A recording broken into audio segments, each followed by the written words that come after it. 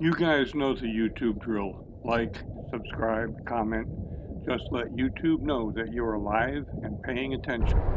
This was my first time chasing stripers since vascular surgery in May, and I was anxious to get started. But most of the ride from the ramp to where I was headed is a no-wake zone, so I had to be patient. A friend had clued me into a good bite during the first half of the incoming near the mouth of the river, and that's what I was aiming for. But the change of tide was about an hour later than the tide chart had forecast, so I ended up outside the river checking familiar spots. And that's where I was when the tide actually started to come in, and the fish turned on big time. I never did get to check the area my friend told me about. My first fish hit a jig in plastic almost directly under the rod tip in only 6 or 7 feet of water, and it outfought its size by a wide margin.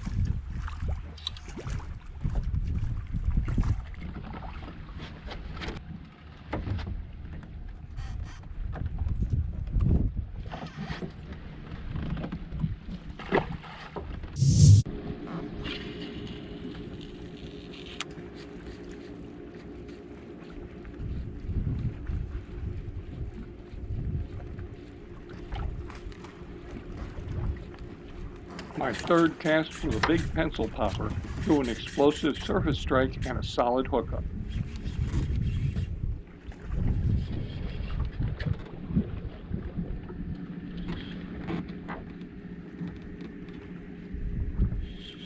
Once it got started, the bite was steady, and it seemed like the fish were getting more and more aggressive, so trying a topwater was kind of a no-brainer, despite the fact that I hadn't actually seen any surface activity.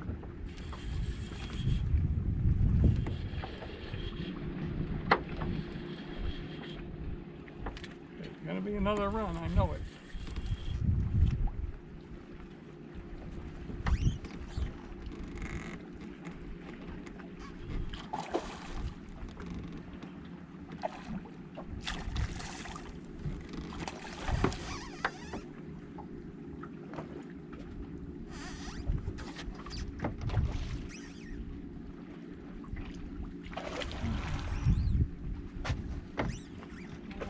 I'm gonna have to get down and lift him aboard.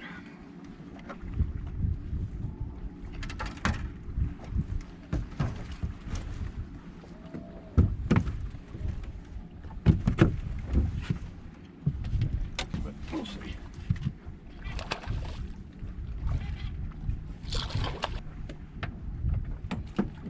Like that. There we go.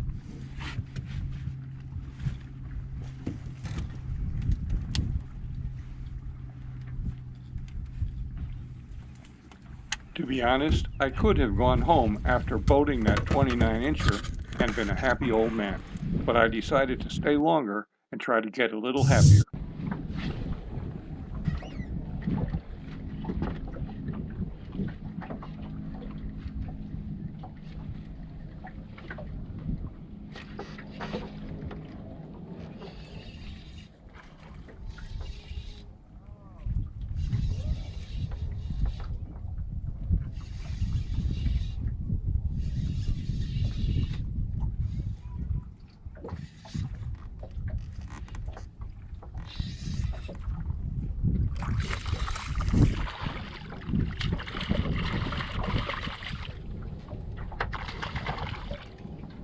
I re-rigged the light pig and plastic rod, this time with a lighter head to make it easier to fish it fairly close to the surface.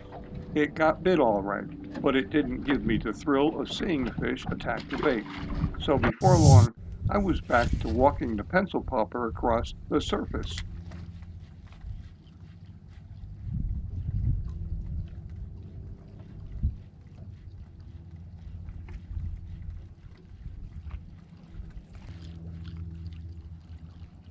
The noisy walking bait was drawing a lot of attention, but seemed like it was mostly lookers, turnaways, and flat-out missed strikes.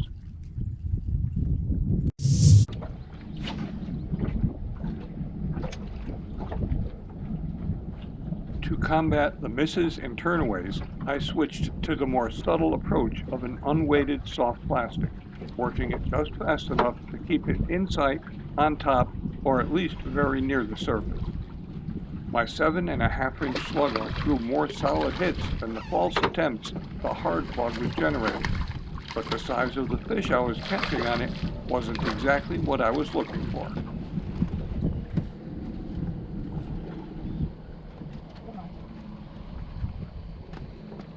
Easy.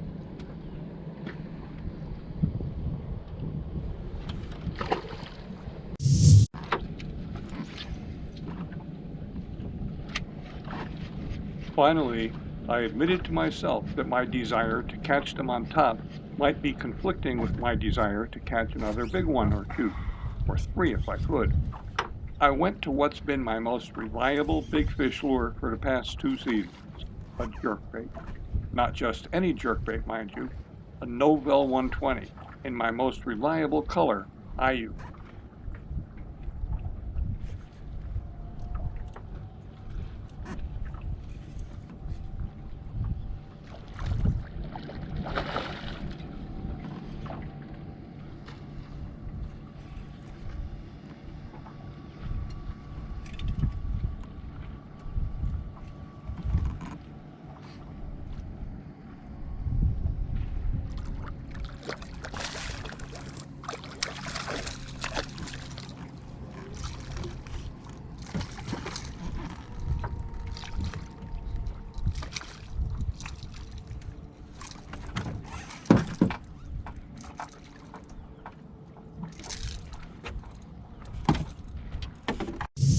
I caught a couple on that confidence bait, but realized that most of the fish seemed to be eating a lot closer to the surface than that lure works.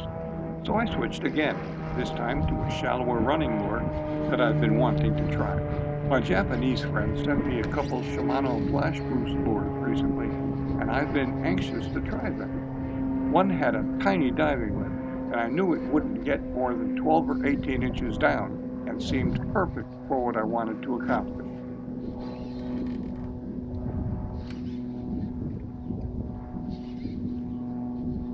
I'm not sure how many casts I made with that lure before I hooked up, but it wasn't very many. And with the light casting rod and 10-pound braid and fluorocarbon leader combo that I like to fish jerkbaits on, the fight lasted just shy of forever. Ironically, I was using the thin braid to maximize the diving depth of the plug, but I'd chosen this particular lure because I knew it wouldn't dive very deep at all. So the light braid didn't add any advantage, and I could have gotten away with much heavier line and put more pressure on the fish.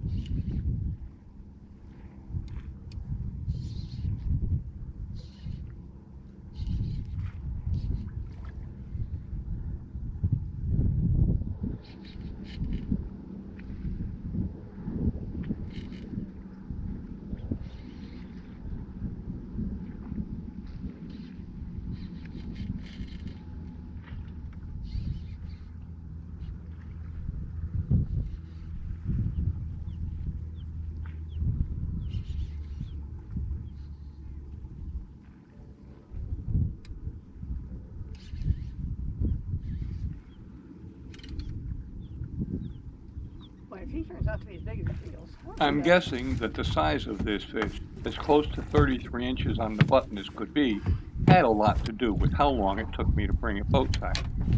Fighting it for that length of time wore out both me and the fish, so it took a few minutes of revival holding it topside up as I slowly moved the boat with the electric motor, letting water flow over the fish's gills to help rejuvenate it. Then, with a kick of its tail, it was gone. I made another few casts after releasing that fish, but it was already past time for me to be headed home, and I still had those interminable no-wake zones to deal with. So I stowed the gear and headed for the ranch in short order. And yes, I was a happy old man. Now that is what we came for. Well, we came to set the hook, we did a lot of that. This one,